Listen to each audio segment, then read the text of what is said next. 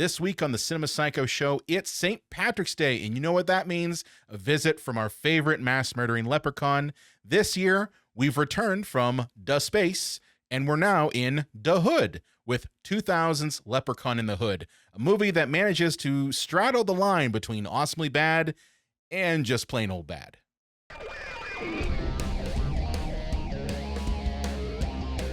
Welcome to the Cinema Psycho Show, the madhouse for film freaks and film fans of all types. I'm your host, Brian Coddington, joined by my fellow co-host and filmmaker, John Wilscroft. Not Brian Coddington, you are John. I gotta love the lower thirds, John. I gotta love. That's not me. So this week, it is, of course, St. Patrick's Day, and yeah, we're gonna be talking about a movie that it's kind of been in our list of movies that we've run through pretty much every St. Patrick's Day for the past, what, John? 5 years? 6 years? 5. I think we skipped one St. Patrick's. Did we skip like one? A big movie came out or something one of the years. So I think this has been 6 years going. Yeah, because Leprechaun's the sixth one. Where's this? Is the sixth one? Okay. No, this is the fifth one. Well, see, I wanted to run through these. So we had the first. Yes, it is the fifth one. Vegas, Space, Da Hood. Da Hood. Okay, yeah. Yeah, So this is the fifth one. Yeah.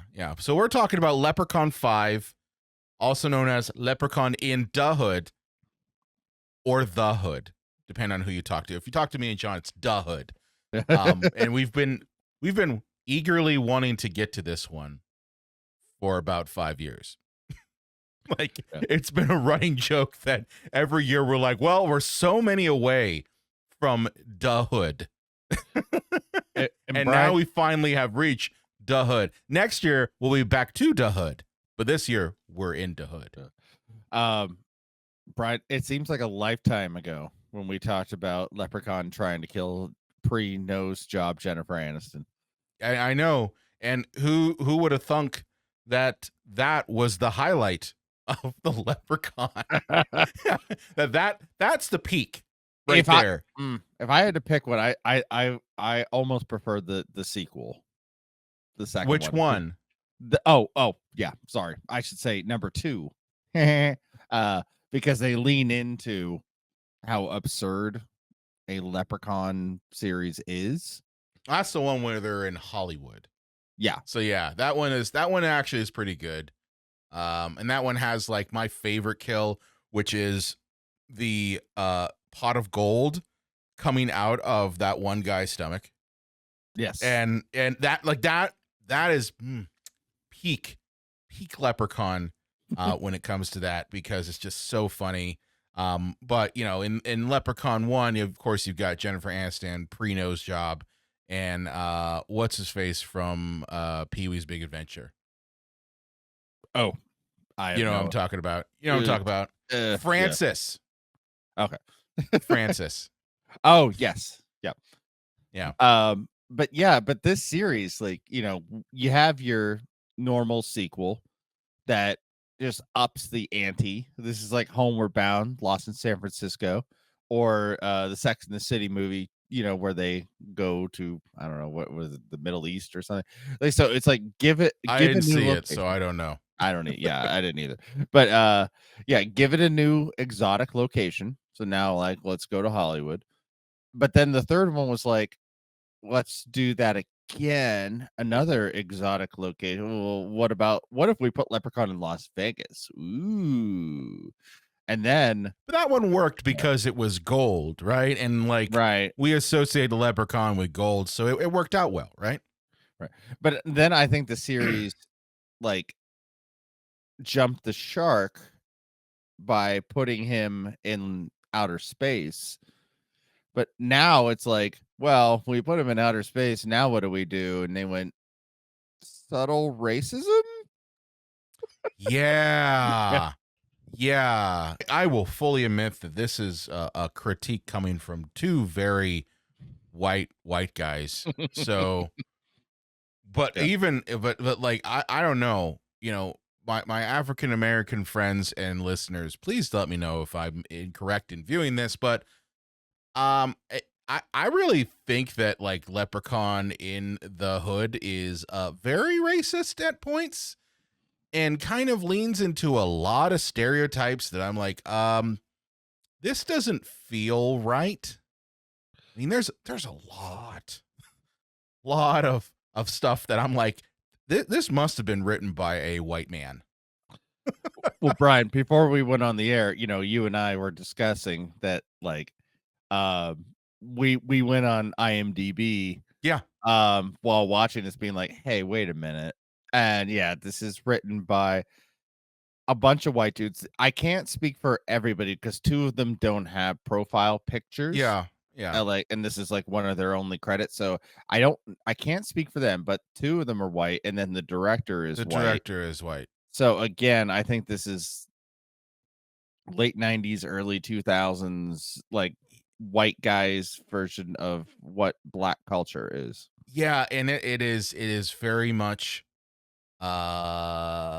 really gross. Like it's at points where I'm just watching, I'm just like, it's really hard to watch because I'm like, that this is kind of offensive. And I know that some people be like, well, that's the joke. It's like, yeah, I get that it's the joke, and I get that you're not supposed to take it seriously, but like like the first shot of this movie is Ice-T in a comically ridiculous Party City afro.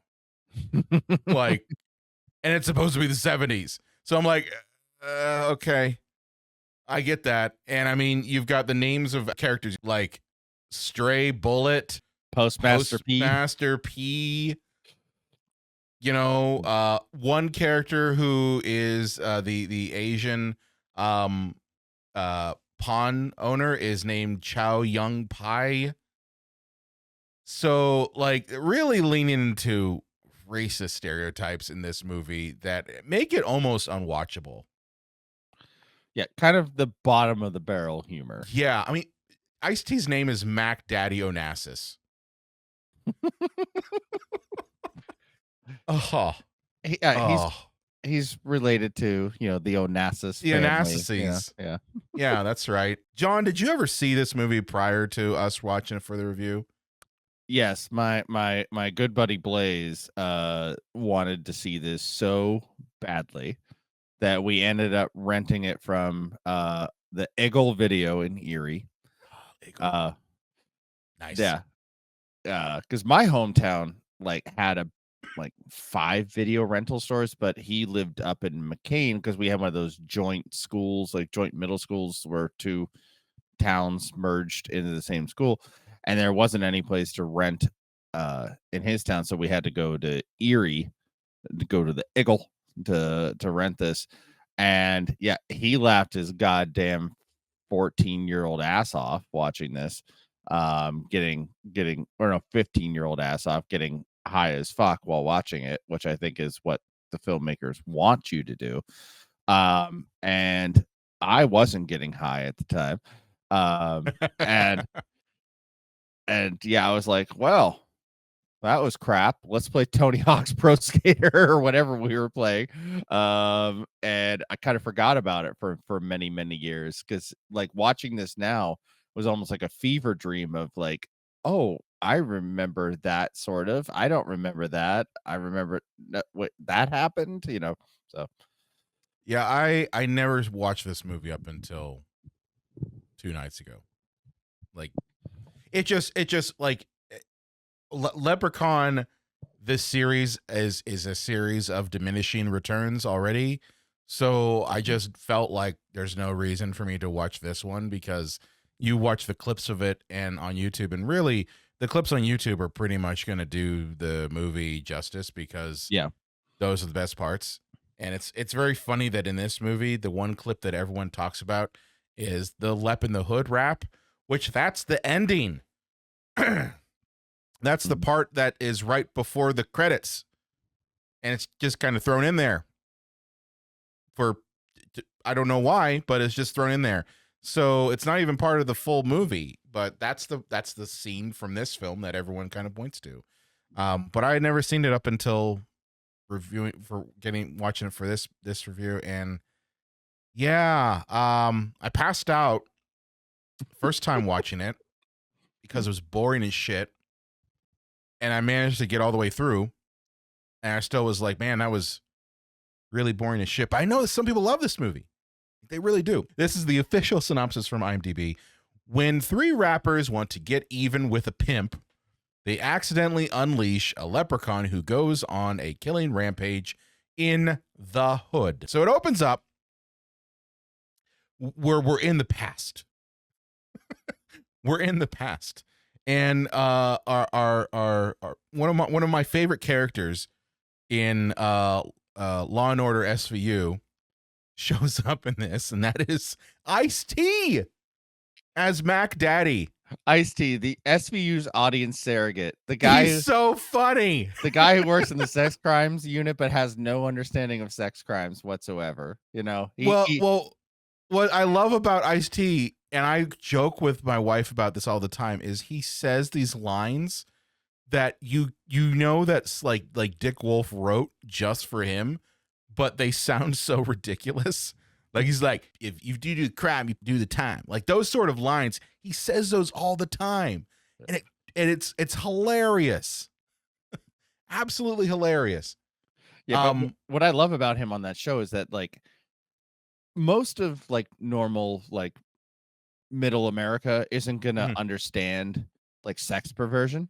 Yeah. So like he literally is the character on the show that has to ask the question. He is the audience surrogate to understanding sex perversion, because then the other detectives like explain it to him, but it just makes him seem like he has no idea, any understanding whatsoever about his job, even though he's like spent a decade in the sex crimes unit. Yeah, it is funny. They're like, wait a minute, you're telling me that a 16-year-old boy raped a 30-year-old and it's not statutory rape? Like it's like, yes, Ice-T, that happened. By the way, that was last week's episode. Not saying that Lauren and I watch SVU on a regular basis, but we do. But yes, Ice-T in a movie that I don't know how the hell he had to do this. Like I'm assuming he had to pay bills.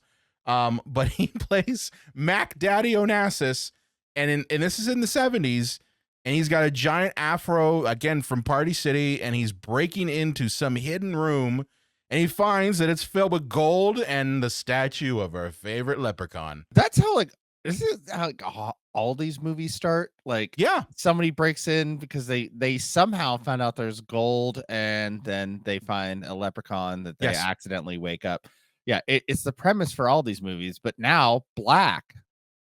But Mac Daddy and his partner in crime, I guess, named Slug, they find the gold, and of course, you know, they're like, hey, yeah, we can steal all the gold now, and we can go, you know, be rich and whatever. And of course, they have to fuck it up because they get greedy and they take off an amulet that is on top of the leprechaun statue, as you do, because he's frozen. Because he's frozen, right? Like. This is something that I think the amulet is something we've seen before. I can't place it. I think that might have been Leprechaun 3 or 2 where he was frozen. But yeah, the leprechaun wakes up, he kills Slug, and Ice-T manages to get away by the skin of his teeth. He got the amulet like thrown in the air, and it manages to fall onto the leprechaun perfectly, which freezes him. Hey. That's why he's the man, you know. He's Mac Daddy Onassis. That's why he's Mac Daddy. That's why he's Mac Daddy. But yeah, Leprechaun is kind of a putz. Like he just a schmuck. Like he constantly is getting like frozen in place by every single time. Whatever the movie's magic needs it to be. Yes, it's what I love about these movies. Like it get out of jail free. Well, leprechauns have magical powers, good and bad. So we'll just write in whatever we need to stop Leprechaun for a period of time. Until we need him again. Oh, and a fun point of reference, Brian. This movie takes place like roughly about 20 years before modern day, which makes this movie, if it was today, take place in 2005. Now I feel really old. Thank you for that, John. Thank you for that. I really appreciate that. $1 Million Babies winning Best Picture. Yeah, yeah. One of the things that Mac Daddy steals is a magic flute, which we've never heard of this magic flute before. It's never been a thing. It's always been like the treasure is the pot of gold. Like that's what everyone wants is the pot of gold. And the pot of gold, did things to you. Like obviously in Leprechaun 3, it turned you into a leprechaun. Remember that? Sort of. Yeah, if you had the pot of gold and you use its magic, you slowly turned it to a leprechaun. In Leprechaun 2, it didn't do jack shit to you other than cause the leprechaun to come after you. In 4, I don't remember. Was there even a pot of gold in the fourth one? I don't know. I just thought he got on a spaceship and started fucking yeah. But apparently in this one, the magic flute is the MacGuffin, if you will. And the magic flute, which this drove me nuts when I kept watching it, but I don't know, John, if it drove you nuts. But did you notice that the magic flute didn't have a hole on the end of it the entire time? So it was literally capped. So it's not really a flute. Did you get that? I did not notice that. You paid much more in-depth detail to Leprechaun in the Hood than I did. Well, it was a thing where they kept going to close-up shots of this thing, and you could see like there's no hole on the other side of it. So I'm like, when Postmaster P is blowing into the flute, I'm like, what is he blowing into? There's no hole on the other end of it. So I'm like, did anyone just like forget to drill a hole on the other side? Well, forget drilling a hole. Like, why didn't they just simply buy a flute and spray paint it gold? Like, yeah. Why did Craft Services make one? Well, yeah, that's what I'm going. I'm like, why would they? I guess, and it's one of those things that, and again, people are going to be like, why are you harping on the magic flute? It's like, well, because it's just lazy filmmaking. Like that's the thing, is it just shows me how lazy this film was put together when you don't even pay attention to the fact that there's no hole in this magic flute and you've got close-up shots of the fucking magic flute. So it just made no sense to me why that was the case. But the magic flute's the MacGuffin, and at this point we don't know what the fuck the magic flute does. And that's because the movie flash forwards to 20 years later. And we're introduced to our 3 heroes, if you want to call them that. I call them more like, one hero, one questionable hero, and one moron. Yeah. Yeah. And that's Postmaster P, Stray Bullet, and Butch. And they're rappers, John. And in case you're wondering, your audience, yes, this is written by white people. Yes, this is written by white people. If you didn't gather that by the names. But these 3 rappers are fucking terrible, and they're trying to rap at an audition at a club. And they're like booed out. And then their whole thing, and this is what I find hilarious, is that their whole thing is they're preaching positivity, John. Oh, yeah. They're sending the good word out. They want, like, there's too much violence in the rap game around. They're the POD of hip hop. Yeah. If you know what I'm talking about, the POD was the new metal equivalent of Jesus music. So, and they had one or two good tracks in the early 2000s, but if you listen to them again, you're just like, wow, this is very much Christian metal, isn't it? Jesus. Yeah. Yeah. It's one of those things you don't get it. You're like, what does payable on death mean? Oh, it's Christian metal. But yes, they're preaching positivity in their gangster rap, which I gotta mention, this movie came out in 2000. Gangster rap was not really as popular in 2000 as it was previously. Well, was it about 97 when Yes. Tupac got shot up in Vegas? Yes. Yeah. So, well, 97. I think that was when it was. So, like I think a lot of people kind of attribute like the death of Tupac and Biggie as like that was the death of gangster rap to a point. But like I remember the 2000s, I remember 1999 when I'm assuming that this movie was produced. Gangster rap was not as popular as it had been at that time period. And it's almost like this movie probably would land better if it was made in 95 or 94 when that rap was very popular. Oh, he was going to space around that time, Brian. I get that. I get that. He was going to space. But I just felt like, I'm like, of all the music types you chose gangster rap at a point when it was not really as popular as it was. It's a minor thing, but it's just like, again, just kind of speaks to how ill prepared and ill made this movie is. Again, I hate to harp on a point, and if you're playing a St. Patrick's Day drinking game, you guys can drink. Not that I encourage it. Every time we mentioned that this movie was written by white people, Yeah. But Brian, he's probably like, well, my son, he listens to that rap music in his room, so that must still be as popular as ever.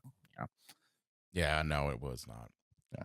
But moving along, they're terrible, but they have a goal, John. Their goal is to compete in a rap contest in Las Vegas. And the only way they can do that is by raising money. So what do they decide to do but rip off 2 pawnbrokers in the hood with a fake Jimi Hendrix guitar? Yeah. Which I'm like, really? Really, this is what we're doing? We're gonna try. So like, this is how you're endearing yourself to the audience? I'm gonna try to rip off these pawnbrokers. Well, this is where the writers are also trying to endear themselves to the audience with unspeakable Asian stereotypes. Yeah. One of the pawnbrokers is literally an Asian stereotype, and it is so hard and cringy to watch. One of the other ones, the African American one, the first one they go to, he was the cop in the movie Sleepwalkers. Oh, okay. Yeah. He was the cop in the movie Sleepwalkers. Remember the cop who had the cat Clovis? Barely, yes. You remember the movie Sleepwalkers, right? Well, sure. But Brian, we're kind of weirdos. I don't know how many people will go, hey, that's the guy from Sleepwalkers. I mean, if you are a fan of this podcast, you know that we've probably talked about Sleepwalkers a couple times. There's only so many movies where you've got cat people incest movies happening, okay? So, like, that one being the only one that exists. I don't get why Stephen King was like, this is my only shot at writing a movie, so I'm going to write it about cat people incest. Okay. And get the star of Twin Peaks in it. But whatever. But the actor in that movie was in this movie as another pawnbroker. But like what I don't get is, I'm like, you don't think that they would know that it was not a legitimate guitar? Like, that's their business. That fails horribly. And while they're in this attempt, they run into Mac Daddy Onassis, who after 20 years has made something of himself. He's now not a pimp, as this summary makes you think, but he's actually like a record producer / pimp. Because when you're a white person writing about black people, they can only be a pimp or a record producer, Yes. or basketball player. Yes. You know? They couldn't just be business person. They couldn't be anything. They couldn't be a teacher, anything else. construction We have worker. to say that. And I'm like, let me get this straight. This guy stole the Leprechaun's gold, got away with it. And he's still in the hood, and he's aspired to just be a pimp. Well, that does record producing. We find out he's working that flute. You know that. Yes, that flute that gives you all your hopes and dreams. But yes, this one definitely does ring like, yeah, a white guy wrote this. But our trio of heroes decide to try to like show Mac Daddy their music, and Mac Daddy is like, yeah, sure, go ahead, let me listen to your crappy songs. And not only that, but he pretty much says like, your positively shit is shit, because of course it is. Yeah. And he destroys their tape in front of them. Rude. Rude. Yeah. I saw the movie Airheads. I know that having a demo tape might be difficult to get. That literally is the plot of Airheads, is I need to get a demo tape. It's destroyed at one point. So like, I'm like, you don't know if that's the only one. Goddamn sleepwalkers and airheads. Yeah. We're the product. We're of a showing our certain old, generation, our Brian. old today. Yeah. Yeah. But this scene, I think, is absolutely one of the most hysterical things I've ever seen for one reason. In his office, in a glass case without a cover on it, is the leprechaun with his necklace on. The only thing that keeps him from coming back to alive, back alive, and murdering everybody with his magic. And it's just, he doesn't have a cover on it. So if somebody who is rather curious just goes, oh, hey, look at that necklace, and just picks it off of Leprechaun, he's fucked. Why do you have this in the middle of your office without a cover on it? I never said that Mac Daddy Onassis was smart. By the way. Never said that. Just successful. Yeah. Successful, but dumb. and I would say that's unfortunately a lot of this movie is he is successful but dumb. Just has dumb luck. So obviously, Postmaster P, Stray Bullet, and Butch are pissed off that Mac Daddy has destroyed their chance at stardom. So they decide that the only thing they should do to get the money to go to Las Vegas for the rap competition is to rob him. At no point do these three come off like criminals. No. You know, Butch is kind of a goofy, smart one. Okay. Postmaster P is like, hey, I want to get out of the hood, but I want to do it with a positive message, right? And Stray Bullet is an idiot who apparently is the only one who's committed any crimes. Because he's the one who's like, let's go rob that motherfucker. Well, we need an excuse to wake up Leprechaun. That's really all this is, you know. Like, well, what if they just robbed him? Because we need to get the necklace off of Leprechaun so we can actually get the Leprechaun murders going, which is what we're here for. Actually, I don't know. Are we here for stereotypes or Leprechaun murders? I'm not sure. In my opinion, they're here for the stereotypes because there's so little Leprechaun murders. I compare it. Well, let's compare it to an app thing, Lucky Charms. Are you here for the cereal or the marshmallows? I mean, for Lucky Charms, you're here for the marshmallows. Like, let's be honest here. It's all the other bits in there, the quote unquote healthy parts. That's there as a means of transportation for the marshmallows. Everybody knows that. Yeah. Okay. But yeah. So, but moving along, that apparently that robbery goes bad because Mac Daddy shows up. Postmaster P shoots him, and they do manage to awaken the leprechaun because Butch is like, oh, I'm going to steal this necklace off this giant, ugly statue. As you do. Has nobody asked him, hey, why do you have a 3-foot statue of a leprechaun in the middle of your office covered by glass? Nope.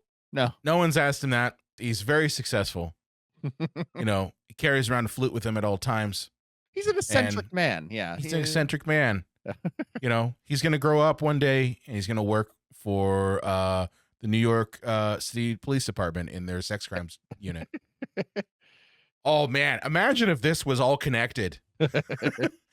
Like maybe the Tutololo's his character in SVU, that actually is Mac Daddy he survived the events of Leprechaun in the Hood.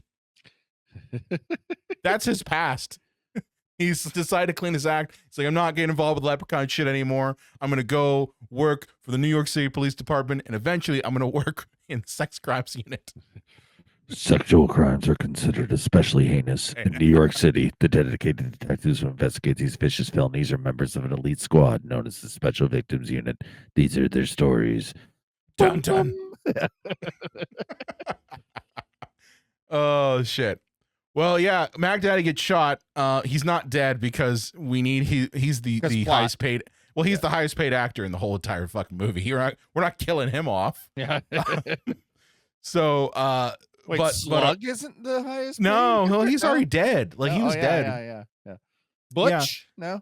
Well, but don't worry, he'll die soon. Yeah. But yeah, so the three kind of run away, and really a lot of this movie is more or less them running away from the Leprechaun and Mac Daddy. So like that's the one caveat with this movie that's different from the other ones. It's not just like you're running away from the Leprechaun, you're running away from a human too who wants to kill you. Yeah, not a good plan. So there is that. Yeah. So there is that. Not a good plan. Not a good plan. But while all this run around happens, you know, our two pawn shop owners get murdered off screen, which again, I find it very hard to be like, why are you doing a horror movie with a killer leprechaun and you're not going to show any of the murders? Movies ain't cheap, kids. I know that. And really what the leprechaun is trying to get is not necessarily the gold that they stole. He's trying to get the magic fucking flute. It's like the third movie where 95% of it was not shot in Las Vegas, and then they just flew Warwick Davis to Vegas for a weekend to get some pickup shots. Yeah. It's very much just like, hey, yeah, we can't afford actual blood and gore in this one, so sorry. We're gonna cut to black every time you kill somebody. Because that's what they do. They cut to. I almost thought, I'm like, this almost could read like a TV movie, almost like you would only get. Yeah, that's fair. Like it felt like there were commercial breaks built in, but it wasn't. Like this was obviously a direct to video, but it was built like a TV movie, which I felt was kind of strange.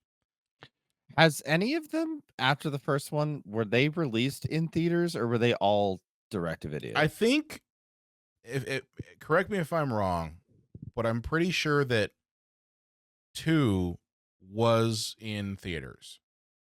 Okay, and then after that, it was. After that, I think it was.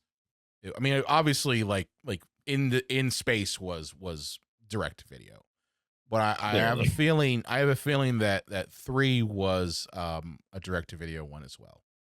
It has that energy of it. Yeah. Well, I mean, when you have very minimal sets and you have almost a look like it was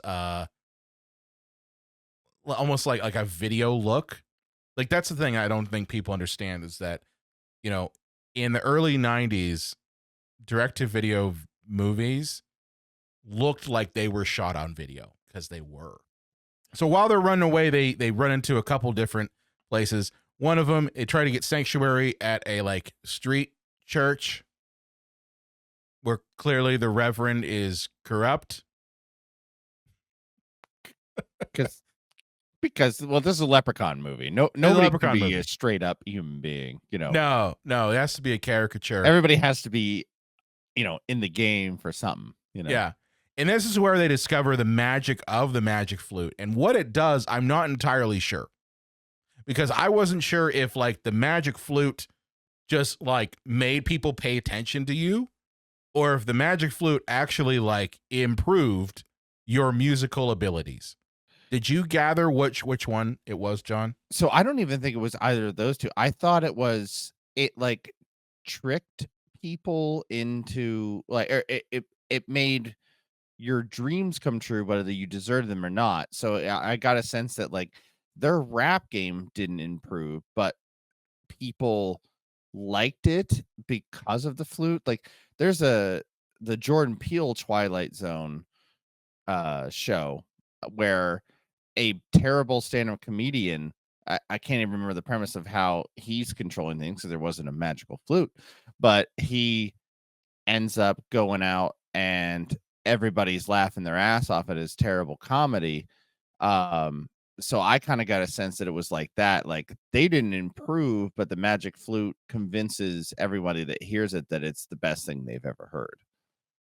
Okay, that makes a bit more sense. That it would have been nice for the movie to, like, tell us that, because that's not never explicitly said. Because like he blows the magic flute, people like turn and like look, and then we immediately cut to them performing hip hop actually well. So like you don't know if the explanation is what John said, which is just like they're still shitty, but we don't know anymore. Like, or is it like, hey, you blow the magic flute and whatever you desire, boom, it works. So you desire to be good at hip hop? Yay, it works. So, because of the magic flute, it improves their hip hop skills. Everyone loves them. But the Leprechaun and Mac Daddy are hot on their trails. And after running from the the street preacher, they shack up with their one friend, Fontaine, who is, man, this was just like really difficult to watch. It's like this part's written by like the Daily Wire. Yes. So Fontaine is a trans person, but it's a trans person in the late 90s, 2000. 25 years ago. So imagine all of the horrible tropes that the right wing has come up about trans people. They basically put it on screen. Yeah. Well, they basically did that. Well, I hate to tell this to our younger audience, but like it wasn't a political thing 25 years ago. It was just they're the butt of the joke. And that has been true in film for so many years. There's a black eye in Hollywood and independent cinema where if you're a transgender person, you're there to be laughed at, and it's a shame, but it's a truth of movies for years and years and years. And so yeah, we just have another stereotype here for people to gawk at and laugh at. And I rewatching this, I was like, oh no, no, no, no, no. But here we are. Yeah, when it got to this part, I was just like, are you fucking kidding me? Yeah. Like really? And even the Leprechaun, like they make the Leprechaun basically turned into a MAGA chud when he's around Fontaine. Like even he's like, I'm not gonna kill you at all. And I mean, he eventually does, but it's a very tasteless section of the movie that I don't get why it's there. Like if you just made Fontaine a regular character and didn't make it a trans laughing stock like this movie does, it wouldn't change the movie. It would just remove this very problematic part of it. But then And you I know, wouldn't have somebody to point and laugh at, Brian. right, I know that. And again, this movie is very much an offensive stereotype on multiple levels. And I don't get why they were like, haha, let's go make fun of the trans person. It's like, okay. In the year 2000. Yeah. Yeah. But Fontaine gets killed via sex with the Leprechaun. Okay. Okay. That's all right. You had to say, Brian. That's something I had to say. Yeah. How did Fontaine die? Sex with the Leprechaun. Although, really, the Leprechaun's just killing them. Everyone else is here and going like, oh, Fontaine's just having sex. That's gross. Not gonna help them. This is our friend, but them. This is our friend, but they're dying. Sexual gratification is gross to us. Yeah. Yes, this is our friend. Let's leave them alone. Yeah. Even though the killer Leprechaun's on the loose. Sorry, not sorry. Which, by the way, like in Terminator 2, John Connor didn't try to start a singing career while running from the Liquid Terminator. He hid because there was somebody out to kill him. Can somebody please explain to me how these three geniuses think now is the time to start our rap career when Because they got the magic flute, John. two They people got the have magic to kill flute. him, Brian? What's going on? You wait a minute. Are you expecting that like they deal with one problem first before jumping into their hopes and dreams? Yeah, You got to do all three of things, John. You got to do all of it. You know, you got to preach positivity. You got to get your hopes and dreams, and you got to run from Mac Daddy and the Leprechaun. So is life, right? So is life. There's no in the hood. There's no pause button on life. Oh, fucking hell! All right, what happens next? Oh, hip hop contest showdown. So there's that. They do very well. They do very well. And unfortunately, the Leprechaun catches up to them because they announced where they were going to be. They announced where they were going to be. The only time that it doesn't matter where you announce where you're going to be is when the Joker announces a parade and the police don't show up in Gotham City. Yes. Yeah, it's like, yeah, you know, the we're going to be here at this time. Please come and get me. Meanwhile, Gordon's like, if there's only some way we could capture this guy. If only we knew where the Joker was at. Well, didn't you see him take over the TV? He just said he's going to be there and drop $150,000 worth of cash on the crowd. Didn't you see? Oh, if only we knew. If only we had a Batman to take care of this. That is who we need, a Batman. Well, why don't you just go fuck down there? Like, if only there was a Batman. It's like, this is why you suck, by the way, Gordon. Relying on vigilantes to do all of your work. And their military airplanes. Yeah. Turning Gotham City into a war zone because you don't want to get off your ass. But yeah, at the contest, they do very well. The Leprechaun catches up to him, and he forces Stray Bullet to shoot himself. Had to have one of them die. Yeah. Maybe it's the one named Stray Bullet. Yeah. If one of them was going to go, I feel it was Stray. It was going to be Stray Bullet. Yeah. He was the Raphael of the group. Yeah.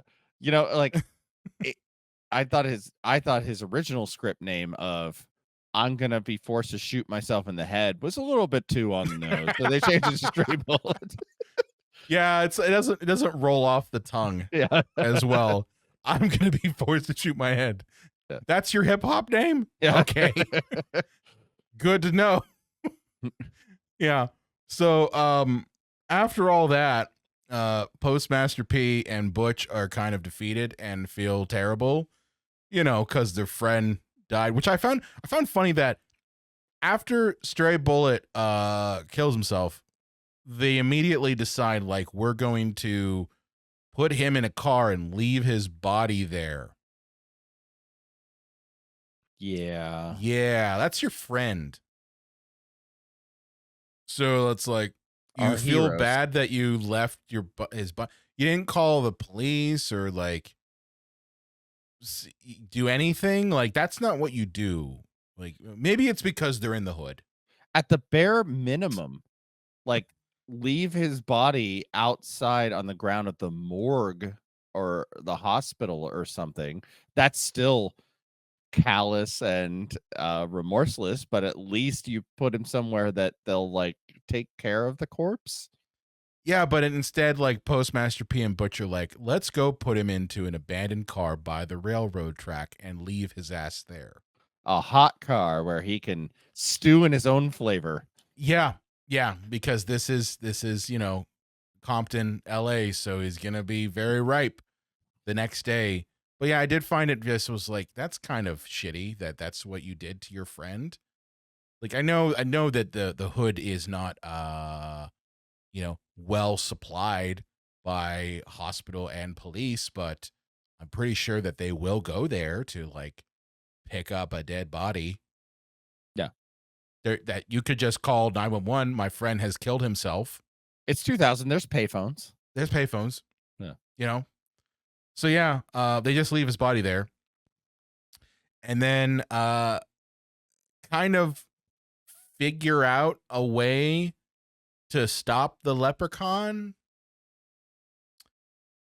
But they do it in the most bizarre way, because I forgot to mention this. And this is mostly because the movie forgot to mention this. But one of the leprechaun's new powers, because the leprechaun has to always have powers, is that he is able to turn people into zombies. And he specifically turns prostitutes into zombie fly girls. That's what they're referred to as zombie fly girls. Now, the best part is we never see this happen throughout the entire movie. It literally is just like he doesn't have them and then he has them. That's it. So he could have turned 1,000 people into zombies and told them to just track down Yes. Postmaster Penis or whatever. But no, like Yes, yeah. John, you're right. But instead he turns 3 hookers with syphilis. Yes, he does. And they're all in matching gold dresses. Well, the costume designer was very focused, very litigious in their work on this movie. They were very litigious in the fact that they went to Party City and got the cheapest gold costumes you could possibly get. Like hey, look, there's 3 of this one. Yeah, oh, that's what we need. That's what we need. That's what we need. Does it show off all the goods? Yes, it does. Okay, there we go. We're good. We're good. But yeah, like the zombie fly girls are a thing that are mentioned and it's just like, well, yes, he has them. So like it's a plot hole in a massive Swiss cheese movie full of plot holes, but it's a big one. It's kind of similar how like Star Wars, like every Star Wars movie introduces a new power that you can use the Force for. It's like, why was this never shown before? But you know, this is on like a massive scale because the zombie fly girls are a big part of the movie. Yeah. But it's just like he doesn't have them and now he has them and just go with it. Stupid. I would love to see that ad in Variety. Needed African American females 20 to 35 look like hookers in a movie where hookers become possessed by a leprechaun in the hood. Oh, I got to audition for that. To be fair, John, it's a very multicultural group of people in the zombie fly girls. There's like one blonde white woman who is a zombie fly girl. Okay. Just as Dr. King desired. Oh, this is so horrible. This is so fucking horrible movie. So yeah, they discover, and I mean Postmaster P and Butch. They magically discover from the book of the Dummy's Guide to Leprechauns, which of course there is, that you can weaken a leprechaun by giving them the essence of 4-leaf clovers. And so what do they do? Because we got to lead into every pot and marijuana reference on the planet, but they make a blunt that is laced with 4-leaf clovers. Don't ask me how Butch was able to find 4-leaf clovers in Compton, but he does. And so their plan, and this is the movie telling me this. Okay, I'm going to preface that. Their plan is to dress up like women and sneak into the leprechaun's like pad and give him the laced joint so that they can steal the flute and actually go to Las Vegas and win the rap competition in Las Vegas. Because the contest in the LA, that was not the actual rap competition. That was something else. That's their plan. Because we forgot to mention that the leprechaun, while he's trying to find his magic flute, is not only zombifying prostitutes, but he is recruiting women and fucking them to death. Which movie is telling us that, by the way. in this franchise, has Leprechaun ever come off horny before? He came off horny in the second one. A little bit? Okay. Because he was trying to get a bride, remember? Oh, yeah. Yeah, but he wasn't like as horny as he is in this one. Like, this one's pretty bad. The writers of this movie went, yeah, let's make him want to tame that strange. Well, he says some really like gross shit to Postmaster P in a dress. Yeah. Is like, yes, you can, straddle my golden balls and some weird shit like that. Oh, no, Brian, straddle me golden balls. Straddle me golden balls. It's like really bad porn level acting. But yeah, that's the plan. And the crazy thing is the plan actually fucking works. The plan works. I'm losing it. I like just here. I just watched this movie, but hearing you describe it, I'm like, this. It's asinine. Yeah, it's 100% asinine. It's ridiculous. But yeah, while this happens though, so they get the flute after dressing up like women, and Mac Daddy shoots and kills Butch because Butch had to die. Yeah. Butch, you've overstayed your welcome. You overstayed your welcome. You were smart enough to figure out how to kill the leprechaun. Yeah. Well, excuse me, weaken the leprechaun. But you were not smart enough to outsmart a bullet from Mac Daddy. So, sorry, Butch, you had to die. And Postmaster P shoots and kills Mac Daddy. But then he pops back up like 5 seconds later. Don't affect Mac Daddy. Yeah. But yeah, I he's guess like so. 50. He's like 50 Cent, where it's just like the bullets don't affect him. Bullets don't affect him. Yeah. Bullets don't affect him. But yeah, he survives for at least momentarily because he helps Postmaster P like take down the leprechaun, and throws a medallion on the leprechaun, and we don't know if he's like turned back to stone. We assume, and again, this is where the movie cuts to black, and then we get to the ending, which the ending, I gotta say, looks like they tacked it on and filmed like one or two shots and then called it a day. We're running short. We only got 80 minutes in the can. Yeah. Because the ending is Postmaster P, now a successful rapper, and he apparently has been zombified by the leprechaun, and the leprechaun is now his manager. I got not like what the fuck? But he's horny and now has a business acumen. Yes. Yeah. Yes. And Leprechaun's like, I taught him everything he knows. It's like, what the fuck are you talking about? Taught him everything he knows. Well, he taught him how to survive in the hood. The hood, yes, yeah. He did. He taught him how to survive in the hood. And the last bit, because you think like, oh yes, that's the end of the movie. No, the last bit is the actual part of the movie that you really wanted to see, was the leprechaun rap. Well, that was huge in the late 90s, early 2000s. Yes. Was unconventional person raps, Yeah. I blame, what is it, like wedding singer, like the granny rap? Mm-hmm. Good. Yeah, that's a good point there. Yeah, a lot of humor came from somebody you wouldn't think suddenly breaks out a rap. And I gotta say, this probably is the best part of the whole movie. The leprechaun rapping. Because compared to what? I mean, like, that's like saying I never the said best that part of a hemorrhage shit. Yeah, is when it's over. Well, the sense of relief from a hemorrhage shit.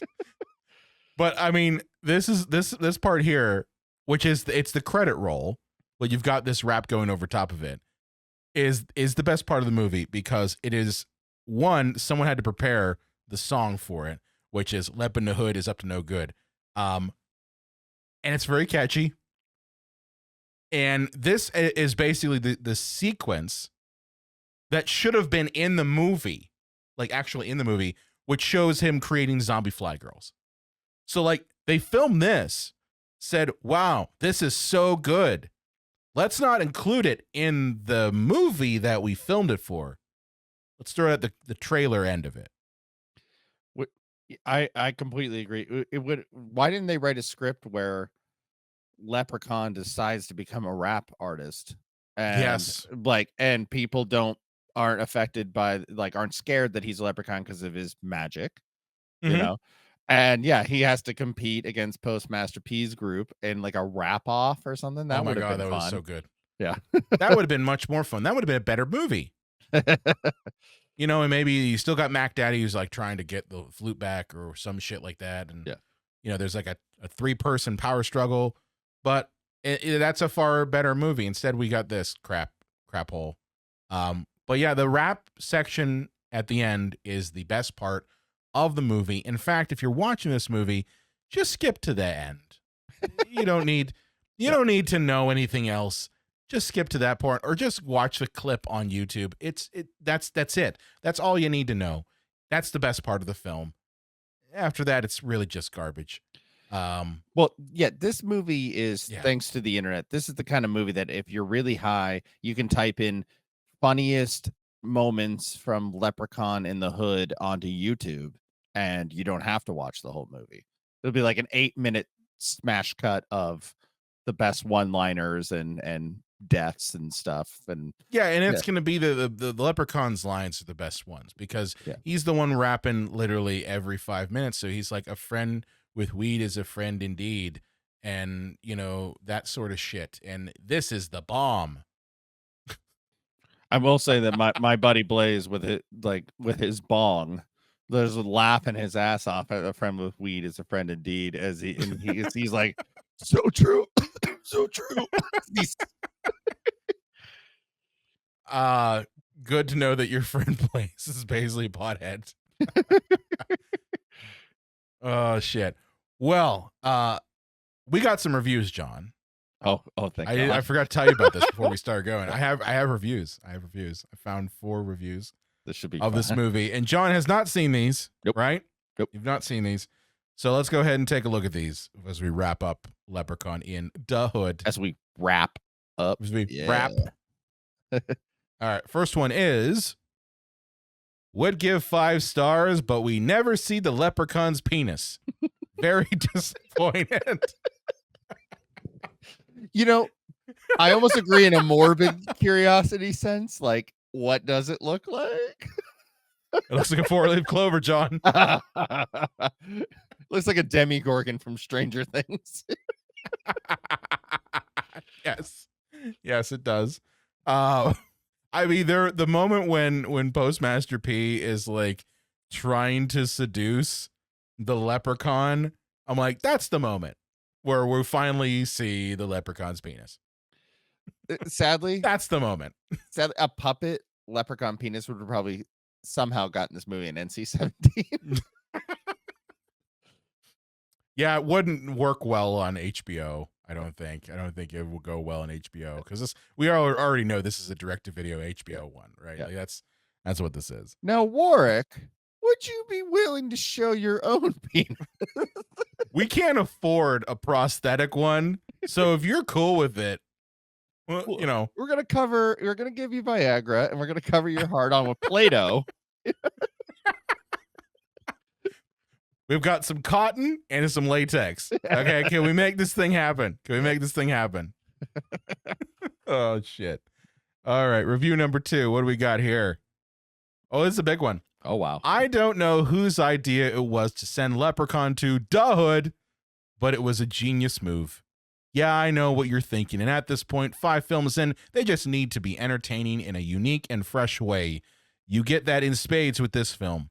First and foremost, Warwick Davis fully commits, and you better believe there is a leprechaun rap at the end of the film.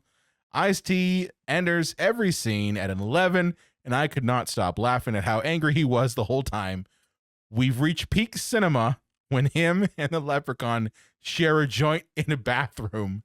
This is bad movie gold, and honestly, it's the second best film in the franchise thus far. Wait. Okay, the second best film in this Second franchise. That's best. not saying anything. I mean, I'm gonna guess that In the Space is the first one, because that I think is if we're talking about like a leprechaun movie that is awesomely bad, clearly Into Space is that. But for another poop reference, that would be like, that's my second best smelling turd. You know? Like, Yeah, so what? yeah. So that doesn't mean much. Uh, So it's the second best smelling turd. But I mean, he is right about a couple things. Warwick Davis does deliver as the leprechaun. He's not phoning it in. oh, he doesn't not show up. Yeah. No. He's like, I only do these movies. I'm not doing like, any other films. So like, if I'm gonna do this movie, I'm gonna deliver as Leprechaun. And I think that's the one thing that I'll say is that I really do appreciate the fact that Warwick Davis never phoned it in on any of these films. He never phoned it in. Even though the filmmakers behind these movies clearly were phoning it in. And they're right. Ice-T is perpetually angry in every single scene. Every scene. He doesn't smile once. He's handed a first draft of a shitty script written by white people.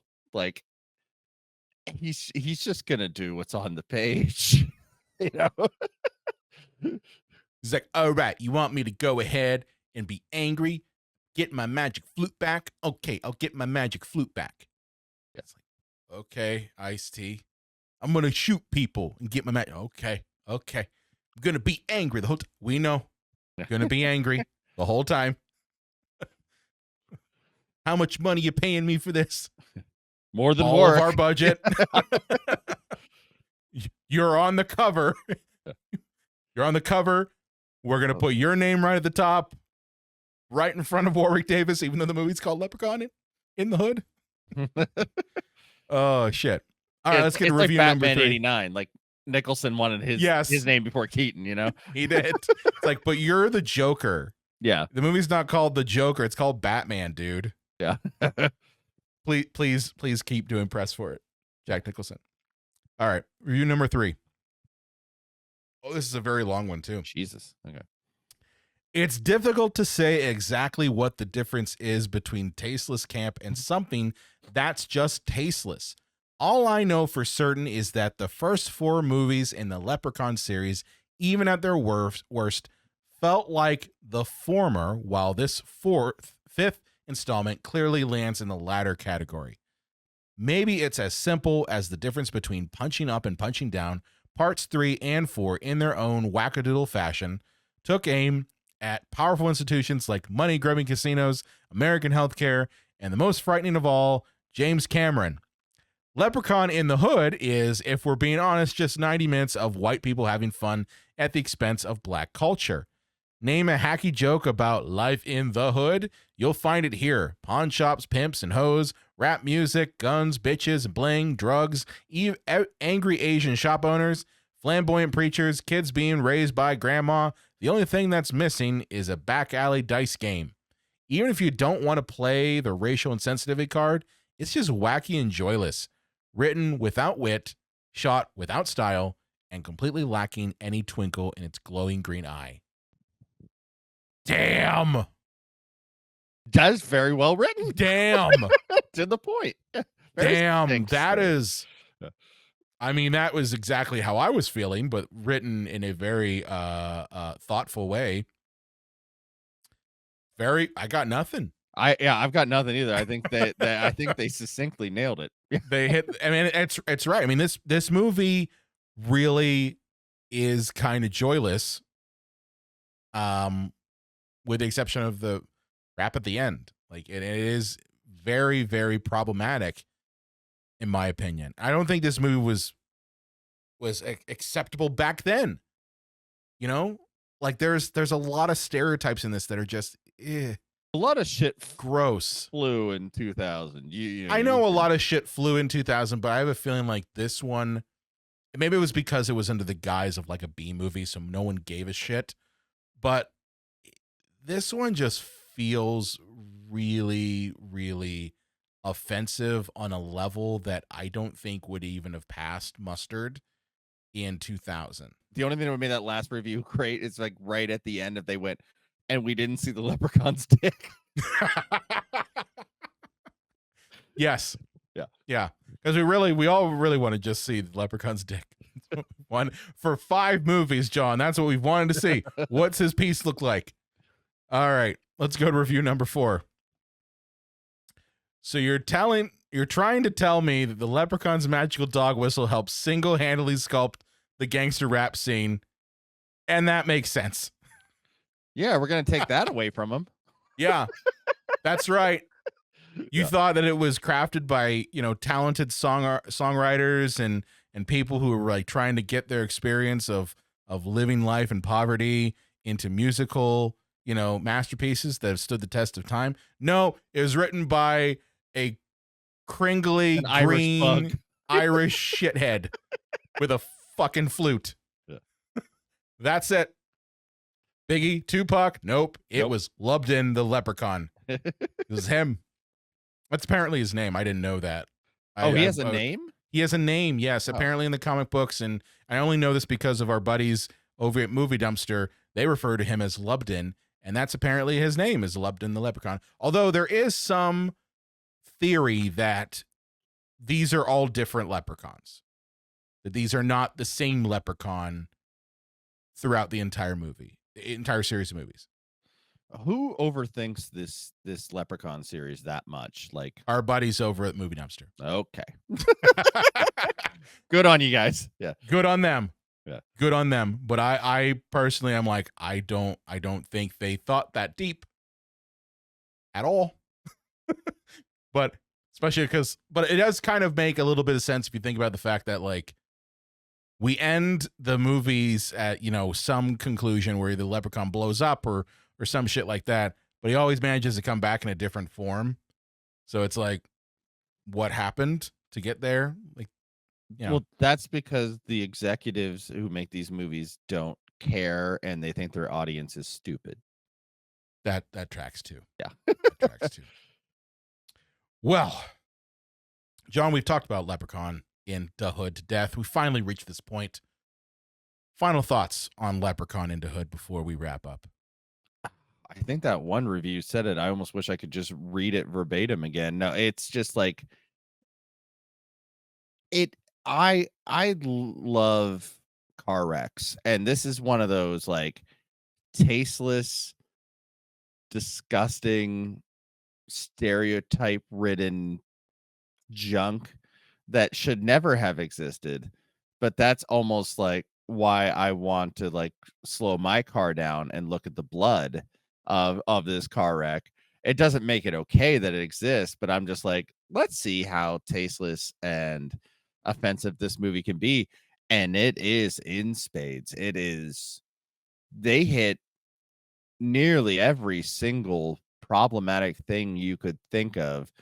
And I'm laughing at how repugnant this movie is in its existence.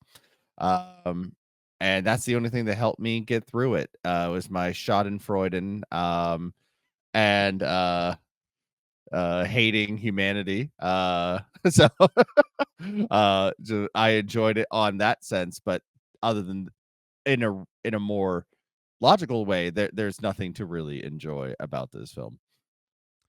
Yeah. Here's the thing, and I think part of it is that I watched this by myself. And I've said this a couple times when it comes to movies that are inherently bad. And Leprechaun in Da Hood is inherently bad. But I do think there is something to watching this with a group of friends and laughing at it. But I really found it very difficult. And I know some people are going to be like, Brian, you don't get it. It's a joke. It's like, yeah, I don't care. I found that the stereotypes really bad to the point where it took me out of even enjoying this movie in a Schadenfreude type of way. Like, I don't know about you, John, but like I really was like, this is just kind of gross. And maybe it is because, you know, I'm older now, so it's like and maybe it is because of seeing you know, and being more sensitive to, you know, stereotypes, but I just felt that it was really in poor taste, and it didn't have to be. You know, I think that's part of it too, is that this movie didn't have to lean into every racial stereotype known to man. It didn't have to do that.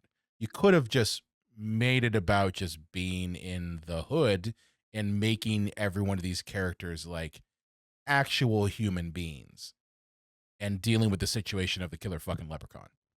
Like, I think that's part of it, is like if you just removed all the stereotypes, set it in the hood, okay, fine, but then just like made him human instead of cartoon characters that were, you know, racist cartoon, then sure, that probably would be fine. Would it be still a parody? Yeah, but not a parody that is really problematic.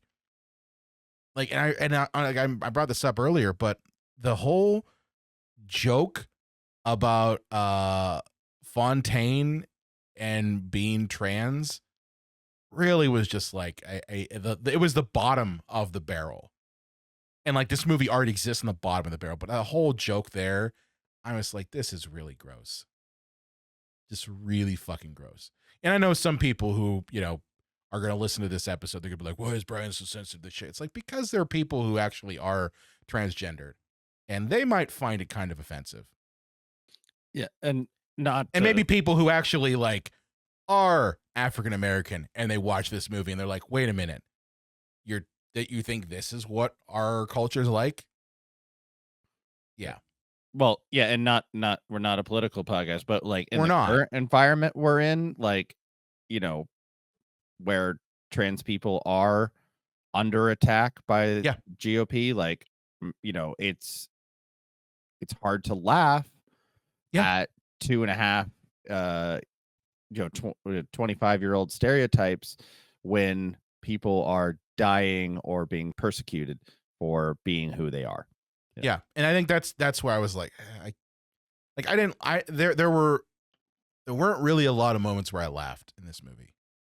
It's more like I'm gonna watch it because we said we were gonna watch it and that sort of thing.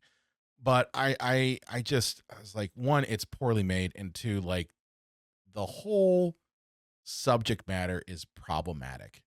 I found it very problematic.